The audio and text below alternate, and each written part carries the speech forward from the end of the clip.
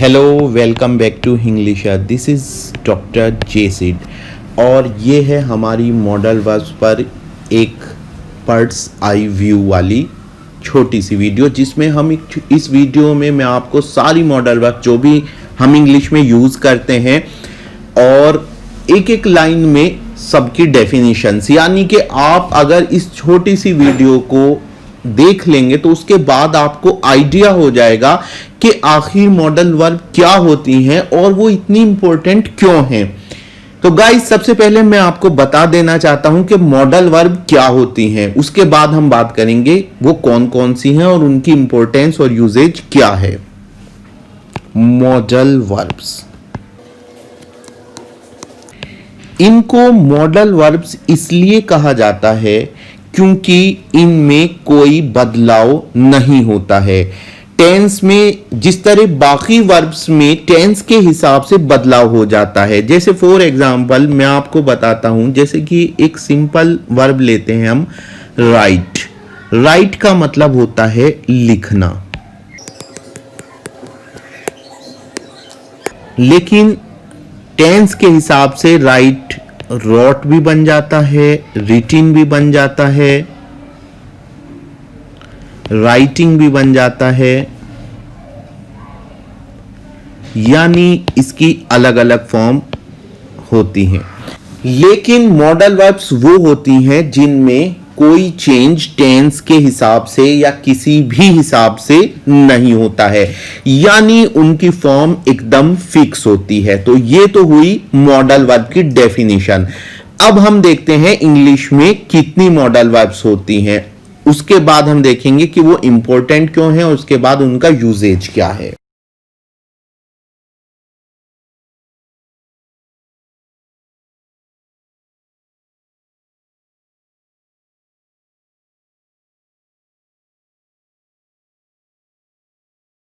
तो गाइस, सबसे पहले हम देखते हैं मॉडल वर्ब्स कौन कौन सी होती हैं। तो इंग्लिश में मॉडल वर्ब्स 11 होती हैं।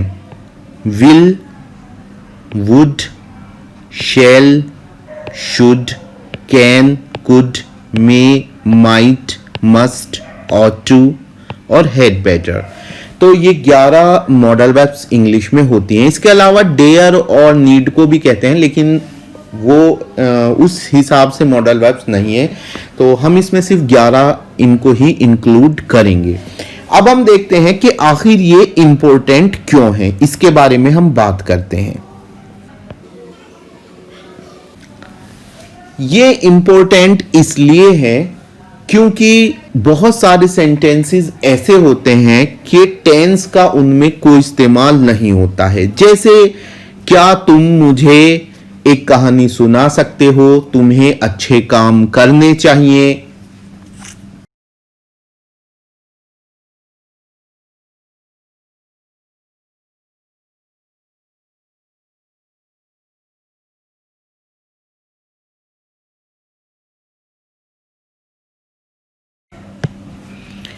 क्या तुम मुझे एक कहानी सुना सकते हो, तुम्हें अब जाना चाहिए, तुम्हें अब जाना होगा। इन तीनों को ही आप टेंस की मदद से नहीं बना सकते हैं।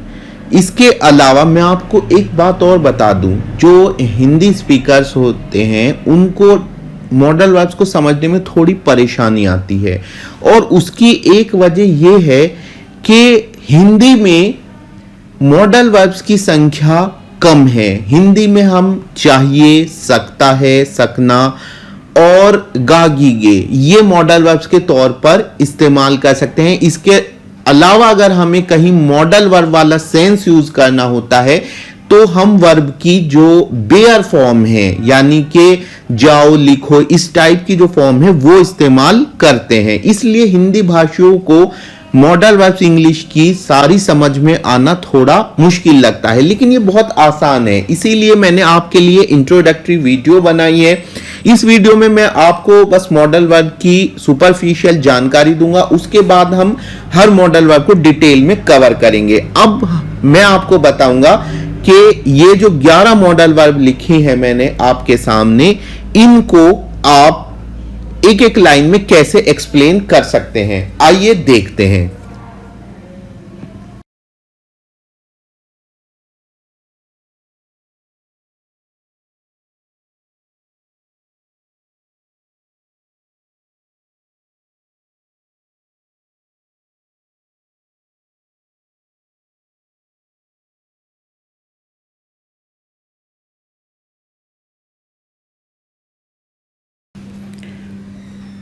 तो जैसे कि आप देख रहे हैं विल का मतलब गा गी गे, और ये फ्यूचर टेंस के लिए यूज होता है। क्या तुम जाओगे, विल यू गो, मैं जाऊंगा, आई विल गो, तो यू विल गो, तो ये फ्यूचर और क्रिया में गागी के साथ ये जुड़ा होता है।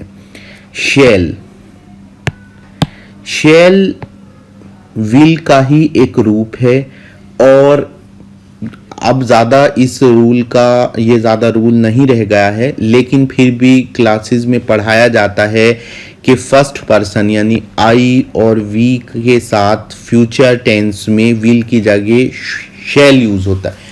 फ्यूचर टेंस में विल की जगह शैल यूज होता है, लेकिन शैल आउट ऑफ यूज हो चुका है। इसका एक ही यूज बचा है जब फर्स्ट पर्सन में कोई परमिशन लेने के लिए या फिर कोई प्रपोजल रखने के लिए, जैसे क्या मैं जाऊं, शैल आई गो, इस तरह से।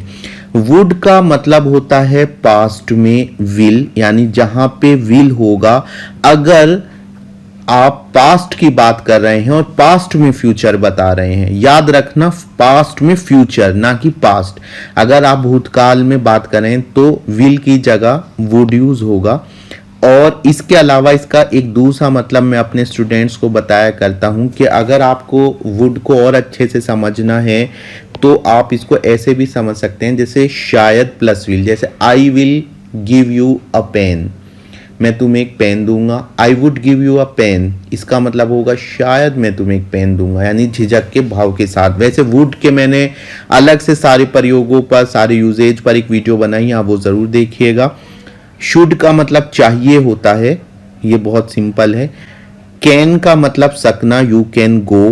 कुड का मतलब भी सकना होता है, जैसे कैन अक्सर एबिलिटी को बताता है, जैसे कि बर्ड्स कैन फ्लाई, लेकिन बर्ड्स कुड फ्लाई और बर्ड्स कैन फ्लाई में बहुत फर्क है। बर्ड्स कैन फ्लाई बर्ड्स की एक नेचुरल टेंडेंसी बता रहा है कि जो चिड़िया है, जो पक्षी हैं, वो उड़ सकते हैं, लेकिन बर्ड्स कुड फ्लाई का मतलब है आप एक पर्टिकुलर सिचुएशन की बात कर रहे हैं, कह रहे हैं शायद पक्षी उड़ सकते हैं, यानी पर्टिकुलर सिचुएशन। और पास्ट में कैन के लिए भी कुड यूज होता है। मे का मतलब है हो सकता है, सकना, जैसे यू मे गो, तुम जा सकते हो। थोड़ा सा डिफरेंस है, वो मैं अपनी वीडियो में अलग से एक्सप्लेन किया है। माइट का मतलब होता है पास्ट में मे, और एक ये सबसे कम पॉसिबिलिटी में यूज होता है, तो इसलिए इसको मैं अक्सर अपने स्टूडेंट्स को बताता हूं कि आप क्या पता के सेंस में यूज कर सकते हैं। जैसे कि क्या पता गेस्ट्स कल आ जाएं, तो the guests might come tomorrow.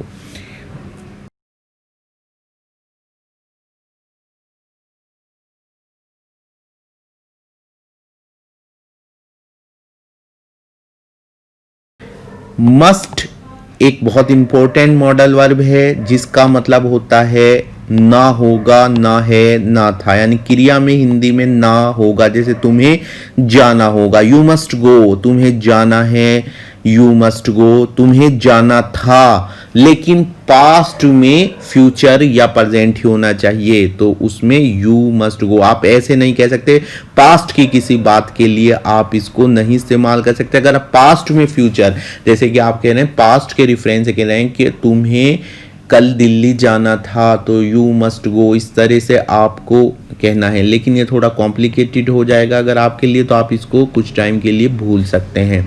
इतना भी याद रखें तो बहुत है। और टू का मतलब चाहिए, और ये मोरल ऑब्लिगेशन के सेंस में यूज होता है। जैसे कि तुम्हें बुजुर्गों का सम्मान करना चाहिए, तो ये उसके सेंस में यूज होता है, मोरल ऑब्लिगेशन, जो आपकी नैतिक जिम्मेदारी है। हेड वेटर का नाम हो सकता है आपने ना सुना हो, या फिर हेड वेटर का आपने यूज ना देखा हो, लेकिन अगर आप कोई भी इंग्लिश बुक जो नेटिव इंग्लिश राइटर्स की लिखी होती है, तो उसमें हेड वेटर का बहुत इस्तेमाल होता है।